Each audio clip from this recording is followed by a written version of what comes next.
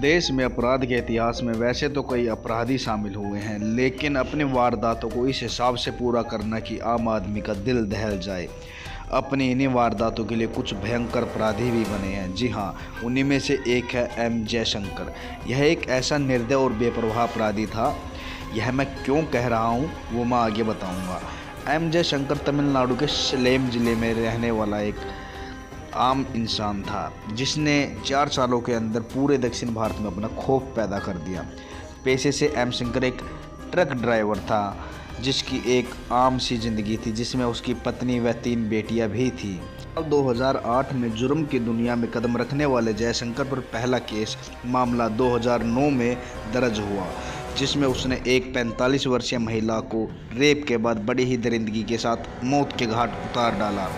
वह यही नहीं रुका, उसने साल के उसी एक महीने के अंदर, जी हाँ, उसी एक महीने के अंदर ही दर्जन भर महिलाओं को अपना निशाना बनाया, उनके साथ बलात्कार करके हत्या की।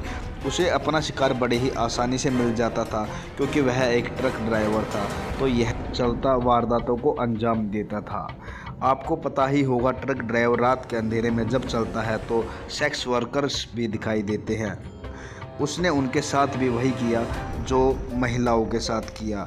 किनारे पे बने ढाबों से वह सेक्स वर्कर्स का भी अपहरण करता था। वह बहुत समय तक कानून की पहुंच से दूर रहा। जब उसने 23 अगस्त 2009 को एक महिला पुलिसकर्मी को निशाना बनाया तो वह पुलिस के रडार पर आया। वह पुलिसकर्मी मुख्यमंत्री कार्यक्रम में अस्थायी रूप से ड्यूटी के लिए आई हुई थी। कई हफ्तों की मशक्क़त के बाद 19 सितंबर को महिला पुलिस की लाश बरामद हुई। इसके बाद स्थानीय पुलिस ने बड़े पैमाने पर एक अभियान शुरू किया। घटना के 2 महीने बाद 19 अक्टूबर 2009 को जयशंकर को पकड़ लिया गया। वहां से उसे सीधा सेंट्रल जेल भेजा गया। इसके बाद उसका मामला 17 मार्च 2011 को फास्ट ट्रैक कोर्ट में गया, जहां पर उस पर 13 हत्याएं व रेप के आरोप लगे थे। उसके बाद जब उसे सेंट्रल जेल से ले जाया गया तो वह सलेम बस स्टैंड पर पुलिस को चकमा देकर फरार हो गया। इस घटना से घबराए एक पुलिसकर्मी ने 2 दिन बाद अपने आप को गोली मारकर अपनी हत्या कर ली और वहां से भागने के बाद उसने बेल्लारी में 6 महिलाओं का बलात्कार और उनकी हत्या कर दी। साथ ही एक आदमी और एक बच्चे की भी हत्या कर दी। फरारी के बाद कर्नाटक में रहकर उसने आधा दर्जन वारदातों में अंजाम जो दिया था। 2 महीने बाद मई 2011 में उसे कर्नाटक से फिर गिरफ्तार कर लिया गया। गिरफ्तार होने के बाद उसे 10 साल की सज़ा सुनाकर बेंगलुरु के प्रप्पाना अग्रहा जेल भेज दिया गया।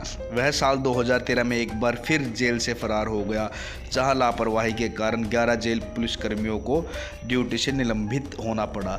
जेल से भागने के लिए बांस के बने एक खंभे और बेड शीट का इस्तेमाल किया गया, ताकि वह दीवारों को लांघ सके। तुरंत महिलाओं की सुरक्षा बढ़ाई गई। सबको सचेत किया गया कि रात के अंधेरे में कोई भी महिला बाहर न निकले।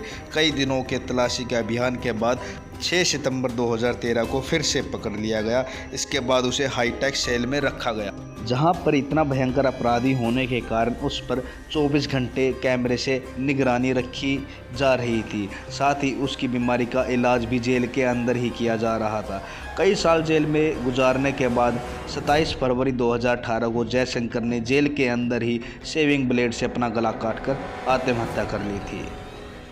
ऐसी ही सच्ची घटनाओं पर आधारित कहानियाँ सुनने के लिए चैनल को सब्सक्राइब जरूर करें। धन्यवाद।